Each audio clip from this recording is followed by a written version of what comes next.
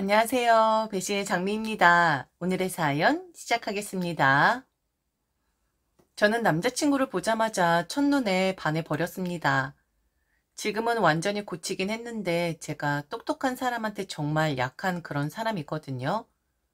그리고 공부를 못한 사람이라 그런지 좋은 대학을 나왔다고 하면 약해졌던 것도 사실이고요. 남자친구를 처음 만났을 때 저는 제 운명이 바뀔 것이라고 생각을 했었어요. 욕먹을 거 알고 사연 써 내려가는 겁니다. 만나자마자 저는 남자친구와 결혼을 생각했고, 그리고 혼자 상상의 나래를 펼쳐나갔었죠. 이렇게 똑똑한 남자를 만나서 결혼을 하고 아이를 낳으면 혹시 아이가 영재로 태어나는 거 아닐까? 그렇게 되면 어떻게 아이 교육을 시켜야 하지? 유학을 가야 하나? 한국의 영재 교육이 우리 아이를 잘 케어할 수 있을까? 등등. 완전 웃기는 여자죠. 지인에게 졸라서 남자친구를 소개받았고 그 남자친구 마음에 들기 위해서 벽돌만한 상식책을 직접 사서 외우기까지 했었던 사람이었습니다. 혹시 무식한 거 티 날까 봐서요. 남자친구는 대한민국의 최고 대학을 나왔고 그리고 대기업을 다니는 사람이었습니다. 외모는 조금 딸렸지만 똑똑한데 그게 무슨 대수냐? 라고 생각을 했었고, 그리고 자랑까진 아니지만 제가 외모가 좀 되는 편입니다. 결혼을 하고 우리의 결실을 맺게 되면 제가 부족한 부분은 남자가 채워줄 것 같았고, 그리고 남자의 부족한 부분은 제가 채워줄 것이라고 생각을 했어요. 그런데 제가 너무 어리석었었어요. 모든 여자들이 하는 말, 여자가 남자를 많이 좋아하는 것보단 남자가 여자를 더 많이 좋아해야지만 인생이 편하다라는 말. 그게 정말 정답인데 제가 주제를 너무 몰랐었습니다. 연애 기간 동안 제가 모든 걸 다 양보하고 들어주는 편이었습니다. 처음부터 기울어진 운동장 같은 연애였었는데 그래도 저는 행복했었어요. 제가 원하는 똑똑한 남자를 만났으니까. 가끔 저를 무시하는 말을 하기도 했었는데 그땐 뭐에 쓰였었는지 나를 사랑해서 나를 귀여워해주는 거구나 라고만 생각을 했었습니다. 그리고 저는 남자친구가 회사를 나와서 다른 무언가를 하고 싶다고 할 때 해줄 수 있는 만한 든든한 배경이 있었기에 우리는 제법 잘 어울리는 연인이다라고만 생각을 했었죠. 반성합니다. 저의 지난 과오들을. 그리고 뼈저리게 느꼈습니다. 내게 부족한 것을 알아차렸다면 다른 일을 통해서 채우고자 하는 것이 아니라 내 스스로 채워야 한다는 것을, 무엇보다 나를 사랑하고 나를 존중하고 나 자체를 아껴야 한다는 것을. 연애는 제가 다 양보를 하는 편이었으니 아주 순조로웠었죠. 대기업을 다닌다고 해도 월급은 정해져 있는 것이었고, 그리고 남자친구의 집안 자체가 그렇게 넉넉한 형편은 아니었었기에 그의 월급 대부분은 자신의 집에 다 쓰는 것 같았었고요. 자세히 물어보진 않았지만 대충 들었을 때 집에 빚도 좀 있는 것 같았고, 남자의 어머니의 건강이 좋지 않아서 병원을 주기적으로 다녀야 하는 것으로 알고 있긴 했었습니다. 그의 어머니 치료비는 남자친구가 다 감당을 하는 것 같았고요. 형편이 넉넉하진 않았지만 들어보면 가족 간의 사이는 매우 좋아 보였었어요. 형이 한 분 계셨었는데 일찍 결혼을 하신 상태였었는데 제게 자주 자신의 어머니와 형수님이 오늘 뭐를 하셨다라는 말을 가끔 했었거든요. 사이 좋은 고부간이라고 했고 그렇게 될 수 있었던 것은 바로 자신의 형수님의 덕이라고 했었어요. 형이 여자를 정말 잘 만났어. 처음에 우리 형이 형수님을 인사시켰는데 엄마도 아버지도 다 놀랐었거든. 우리 형이 좀 문제를 많이 일으켰던 사람이었는데 형수님 만나 결혼하고 나면서 완전히 변했지. 우리 형 사람 만든 건 바로 우리 형수님이셨어. 그렇게 아들 사람 만들어 놓았는데 우리 엄마가 어떻게 우리 형수님을 안 이뻐할 수가 있겠어? 참 현명하신 분이야. 우리 부모님께도 정성을 다하시는 분이고. 형 이야기보단 자신의 형수님 이야기를 많이 하는 남자친구였고 그렇게 칭찬을 많이 하는 분이니 저도 남자친구 마음에 들고 싶어서 형수님 이야기를 자주 묻곤 했었습니다. 그녀와 비슷한 사람이 되면 저를 더 좋아해주지 않을까 하는 기대감에서 말이죠. 저는 남자친구를 정말 좋아했어요. 그래서 그의 마음에 들고 싶었고, 그가 저를 미래의 와이프감으로 생각해 주기를 바랐었습니다. 그런데 결국엔 이런 저의 행동이 저의 값어치를 깎아내렸고, 결국엔 거지 같은 꼴을 당하게 되는데, 당해도 싸다고 생각을 해요. 그런 꼴을 당했기 때문에 제가 정신을 차린 계기가 된 것 같긴 하거든요. 명절을 앞둔 어느 날, 남자친구가 제게 묻는 겁니다. 혹시 명절에 자신의 집에 좀 올 수 있냐고요. 결혼을 앞둔 것도 아니었고, 어떤 이벤트가 있었던 것도 아니었는데, 명절에 자신의 집에 올 수 있냐라는 말에 전 혹시 내게 프로포즈를 하려고 하는 건가 싶었었어요. 당시 이미 인사는 한 상태였던지라 자주는 아니지만 왕래가 조금 있긴 했었는데 갑자기 저런 말을 하니까 기대를 할 수밖에 없는 거잖아요. 뭐? 설에? 자기 집에? 아니 왜? 무슨 일 있어? 왜? 나한테 할 말 있는 거야? 잔뜩 애교를 부리며 말을 했었어요. 그때 그렇게 말한 저의 입을 찢어버리고 싶긴 하네요. 그런데 기대와는 달리 남자친구는 제게 그러는 겁니다. 형수님이 설에 오지를 못한다고. 형수님이 몸이 좋지 않았었는데 그동안 자신의 부모님이 걱정을 하실까봐 말을 안 하고 있었대요. 그런데 허리에 단단히 문제가 생겨서 이제는 시술로는 불가능하다고, 그래서 수술을 해야 하는데 그게 하필이면 설 주에 끼어 버렸다라는 겁니다. 안쓰러운 표정을 하면서 말을 하는데 그런데 완전히 표정을 구기면서 이러더라고요. 그런데 더 대박인 건 뭔 줄 알아?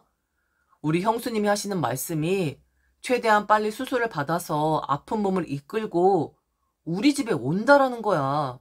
최대한 그리할 예정이라고. 허리 수술은 대수술이잖아요? 그런데 그 몸을 하고 설을 지내야 하니 집에 온다라고 했다라는 거예요. 자기가 없으면 음식부터 이것저것 다 어떻게 하냐고. 가뜩이나 시어머니도 건강 좋지 않으신데. 저는 제 귀를 의심했어요. 아니 수술을 받았는데 그깟 설이 뭐라고? 자기 몸보다 시댁의 명절 지내는 걸 더 중요하게 생각을 하신다고? 존경스럽다고까지 말을 했습니다. 그렇지? 우리 형수님 존경스럽지? 형수님이 원래 그런 집안에서 자라 그런지 명절, 제사 뭐 이런 거 엄청 따지는 그런 분이시거든. 아픈데도 그 걱정이야. 조상님 뵙기 죄송해서 어쩌냐. 가뜩이나 우리 명절 때 친척들 많이 모이는데 그걸 어떻게 하냐 등등. 아니 자기 집안에선 일할 사람이 형수님밖에 없는 거야? 왜 아픈 사람이 그걸 걱정하시는 거야? 그래도 그건 좀 아니지 않나? 좀 심한 것 같은데. 남자친구에게는 친척들이 많다라는 것을 들어서 알고 있었지만 그렇게 명절에 많은 사람들이 모이는 줄은 몰랐었어요. 그건 옛날 TV에서나 볼 수 있는 광경인 줄 알았었는데 명절에 남자친구 집에는 한 30에서 40명 정도의 사람들이 모인다고 합니다. 한 번에 다 모이는 건 아니지만 왔다 갔다 하는 친척들이 그렇게 많다고 하더라고요. 그 많은 분들의 음식 수발부터 시작해서 뒷수발까지 형수님이 다 하셨었는데 한 번도 불평불만하신 적이 없던 분이라고. 그런데 이번 명절에 멀쩡하지도 않은 상태인데 그 몸을 이끌고 집으로 온다고 하니 자신의 어머니가 걱정을 많이 하신다고. 그래서 지금 나보고 자기 집에 오라는 거야? 형수님 대신에 나보고 일을 하라고? 그 많은 사람들 수발을 들라고? 일을 전적으로 자기 보고 다 하라는 게 아니라 좀 도와달라는 거지. 형수님이 너무 걱정을 하니까 엄마가 그러더라고. 자기 부르면 된다고. 저라는 사람을 떠올린 게 바로 남자친구의 어머니였다고 합니다. 형수님이 오시겠다라는 걸 말릴 순 없을 테니 그래도 일손 하나 정도는 우리가 구해 놓아야 하는 것 아니냐고 그러면서 제 이야기를 했다 하는 겁니다. 엄마가 자기 얘기하니까 형수님도 제가 깜빡했었네요. 도련님 여자친구가 있었네요 하면서 그래도 꼭 본인이 온다고 하더라고. 형수님이 자기 옆에 딱 달라붙어서 가르쳐야 한다고. 잘 못할 텐데 걔네 눈밖에 나면 안 될 것 같다면서 자기가 오면 꼭 더 온다고 하더라고. 좋아하긴 하지만 이런 취급을 원했던 건 아니었었거든요. 그리고 저는 일을 못해요. 할 수 있는 게 없어요. 내 집도 아니고 남의 집에 가서, 그리고 사람이 한둘도 아니고 막 몇십 명 되는데 그분들의 수발을 들어야 한다고? 좀 그렇더라고요. 속상한 마음이 들었어요. 왜 이런 말을 하는 건지, 나를 너무 쉽게 생각하는 건 아닌가라는 생각도 들었었고요. 우선 저는 너무 헷갈린다고 했습니다. 남자친구의 말에 어떤 반응을 해야 할지 모르겠더라고요. 내 이름을 거론했다라는 것에 고마워해야 하는 건지 화를 내야 하는 건지 정말 모르겠다고 말을 했죠. 그런데 어떻게 자기네 집에, 그것도 명절에 일할 사람이 없으니 오라는 말을 할 수가 있을까요? 형수님이 아파서 자기네 집 명절에 어떻게 해야 할지 걱정을 한다 하니 엄마라는 사람이 내 이야기를 했다고? 그랬더니 형수님이란 사람도 맞장구를 치며 여자친구가 있었네. 여자친구가 오면 꼭 내가 더 와야겠네. 친척들 많이 오는데 여자친구가 밉보이면 안 되니 꼭 옆에서 가르쳐주고 지시해주고 해야겠네. 라고 했다라는 건데, 말이 안 되는 소리를 너무 진심으로 하니까 내가 이상하게 생각하는 게 오히려 이상한 건가? 라는 착각까지 들더라고요. 분위기가 싸해짐을 느꼈는지 남자친구는 전화를 끊었고 저는 한참을 생각했어요. 이게 뭐지? 라고요. 그리고 30분 뒤쯤 다시 전화가 왔습니다. 바로 남자친구의 형수님이었죠. 제가 오해를 하고 있는 것 같아서 전화를 한 거라고 했어요. 남자친구가 이야기를 했겠지만 남자들은 원래 그렇지 않냐고. 그래서 중재를 좀 하려고 전화를 했다라고 하는데, 자신의 몸이 좋지 않아서 수술을 해야 하는데 입원하고 퇴원하면 거의 명절이 다가오는 추라고 하더군요. 아픈 몸 이끌고 일을 하기엔 자신의 체력이 될 것 같지 않고, 그래서 걱정을 좀 하고 있었는데 남자친구의 어머니가 제 이야기를 하길래 맞장구를 좀 쳤을 뿐이라고 하는 겁니다. 좀 가볍게 생각을 하라고 했고, 여자친구를 이용해 먹을 생각은 전혀 없다고.